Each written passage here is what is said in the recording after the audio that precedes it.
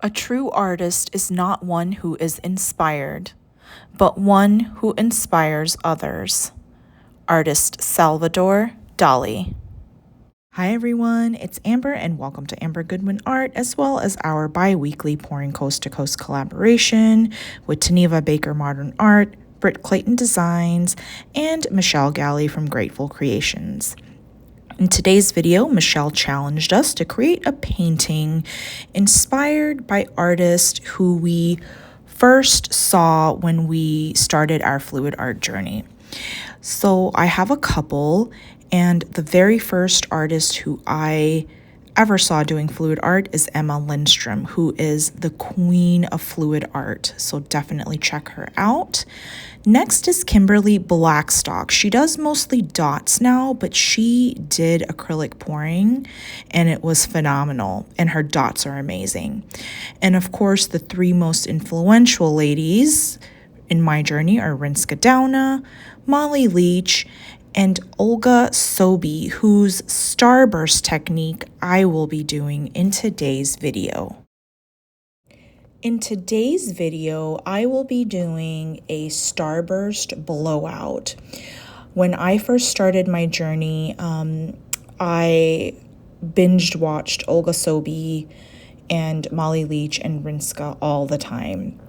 And particularly Olga, because the colors that she uses, I really resonate towards those colors. So today I'm using an 18 by 18 inch level 3 canvas. These were on sale at my local Jerry's for 13 bucks. So I grabbed one. It's a really good size. And then here is my Mandala Stencil that I will be using in the center. I got this off of Amazon, and I decided to use my favorite color palette, which is Golden Fluids, teal, along with the Golden Fluids interference paints, and some Prussian blue and ultramarine violet. So this is Golden Fluids teal, followed by Golden Interference blue. I always have to incorporate some kind of interference paints, and I love the Golden Interference way better than the Amsterdam Pearls. And here is Golden Interference violet, followed by Amsterdam Prussian blue, and I am using Amsterdam ultramarine violet, not their ultramarine light, but their regular ultramarine. And all of these paints are mixed with US Floetrol and Creative Inspirations gloss medium. And I will start off with the center of my canvas. So this is an 18-inch canvas, so 9 inches will be the center, because I want my Starburst to be as close to the center as possible. So that is why I am measuring this, and I will start off by layering my golden teal in the center. And I will go around. I haven't done these in a while. I just don't really do a lot of the botanical Dutch pours and blow drying techniques anymore that much.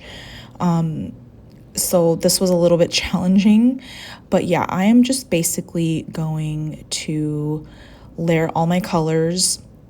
And definitely check out Olga Sobey's older videos where she does this technique. She's done a couple, so I will have her channel linked down below. I will also have the other artists that I mentioned, their channels linked down below. I know Emma Lindstrom and Kimberly Blackstock, they're not really active on YouTube. I don't think Kimberly even has a YouTube, but I will definitely link their Instagrams.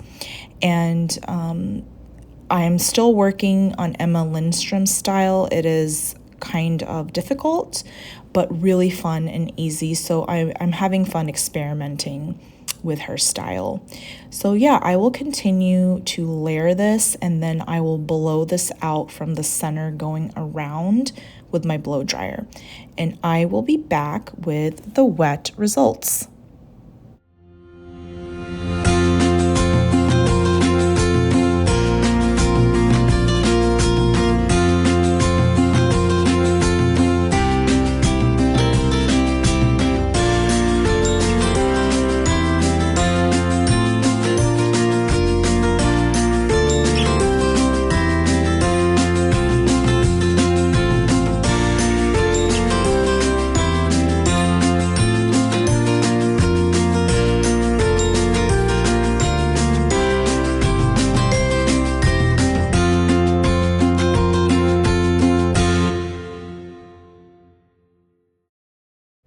Here is the wet result of my Starburst blowout. I did go back and add some Prussian blue and the violet and the interference paints because I thought it had a huge blob of that teal, and I blew it out some more. So overall, I'm happy. I would need to work more on the blowouts.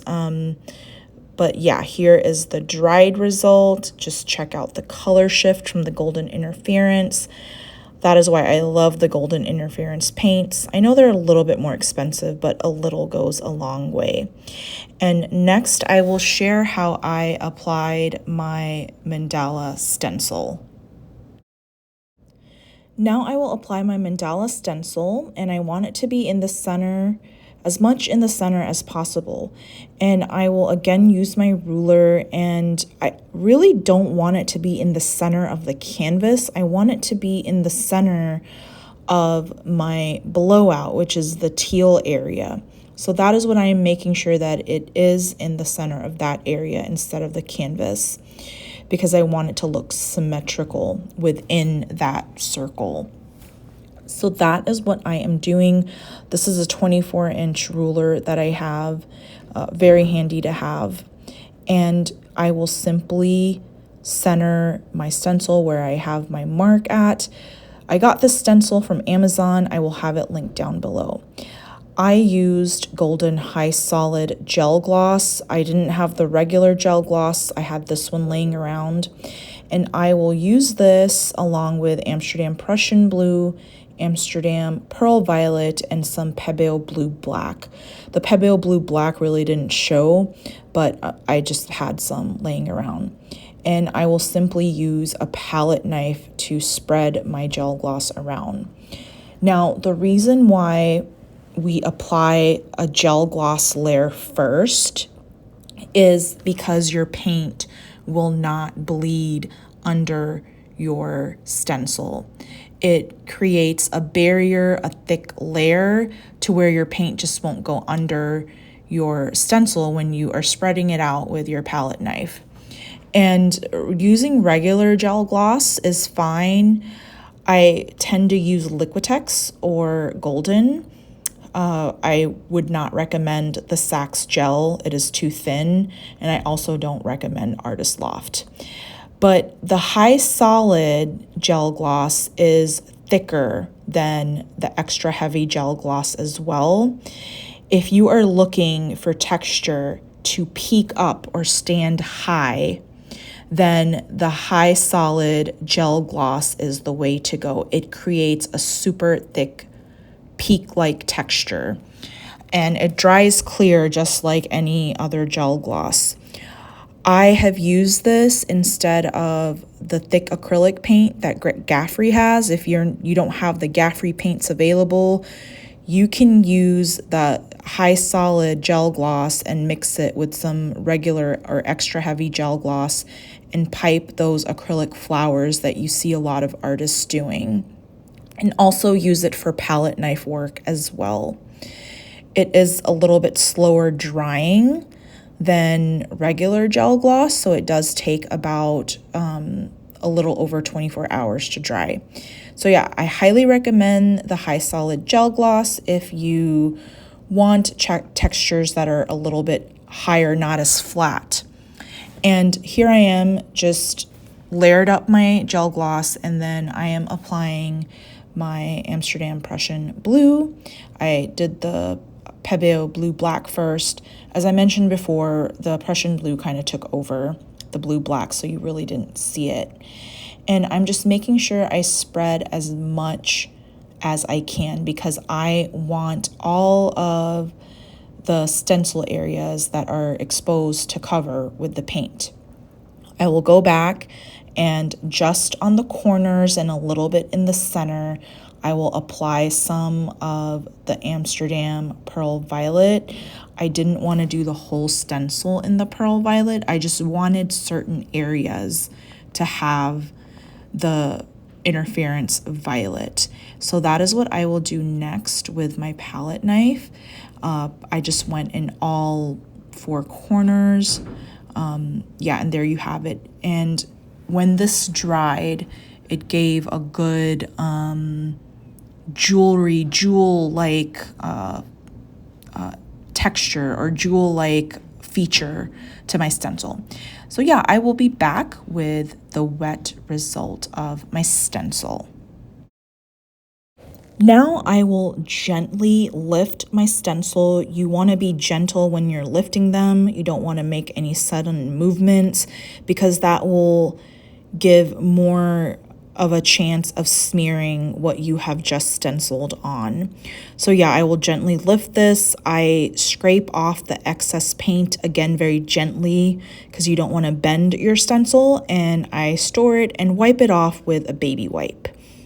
And here is the wet result. You will notice some of the white areas that will dry completely clear once this is dry, but you can take a thin paintbrush and go back and do some touch-ups with it. And here is the dried result. I'm super happy with the stencil part. I love how the Amsterdam Pearl Violet just gives a subtle jewel tone effect in certain areas. I also love the color palette. I wish my blowout was a little better, but definitely practice. So yeah, I definitely will be doing this color palette and the style again. The stencils really make your piece look really nice and add a really good addition to your piece. So yeah, there you see that pearl violet in the stencil area again. And yeah, there you have it, guys. Thanks for joining us in our Pouring Coast to Coast collaboration. Up next is the amazing Britta from Brit Clayton Designs. So make sure y'all head over to her channel. And until next time, bye.